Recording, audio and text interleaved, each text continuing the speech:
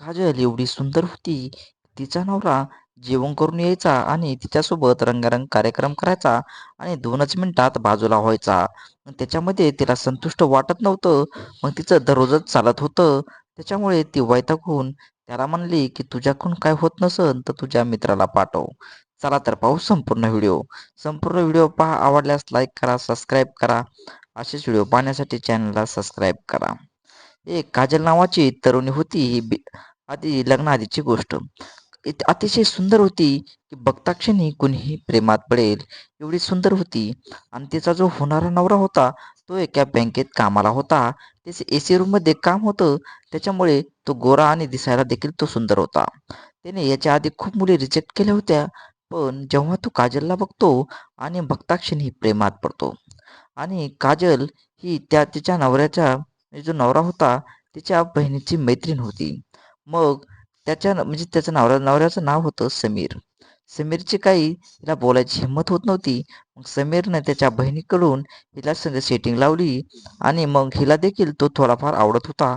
कारण तो AC मध्ये होता आणि काम पण चांगलं होतं. त्याच्यामुळे तो देखणा देखील होता. मग असं करून दोघांचे जमलं आणि जमल्यानंतर चॅटिंगवरून त्यांची सुरुवात बोलणं-बिलणं चालत राहिलं. आणि मग गोष्टी घडत गेल्या. करून ते इकडे-तिकडे भेटत होते. भेटल्यानंतर काही दिवसांना त्यांचं लग्न जमलं आणि लग्न देखील झालं.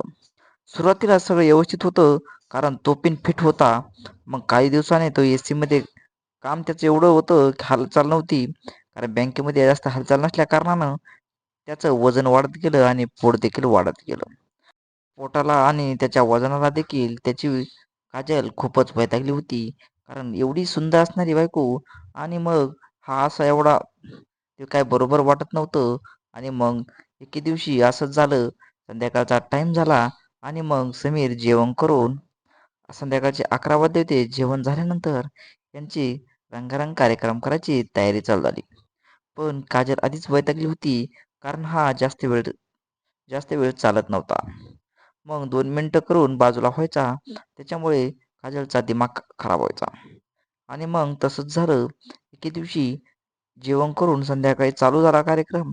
कार्यक्रम चालू झाला आणि मग तेवढ्यातच 2 मिनिटातच समीर बाजूला झाला.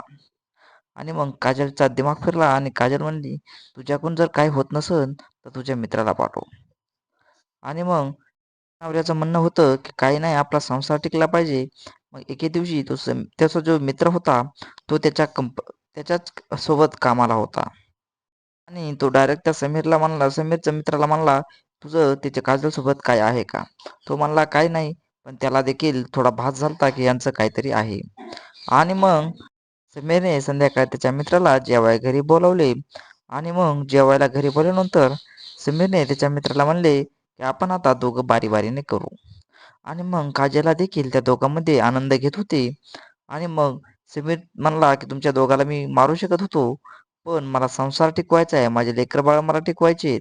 त्याच्यामुळं तुम्ही करा, पण आपल्या नात्याला काही तोड येईल असं काही कृत्य करू नका.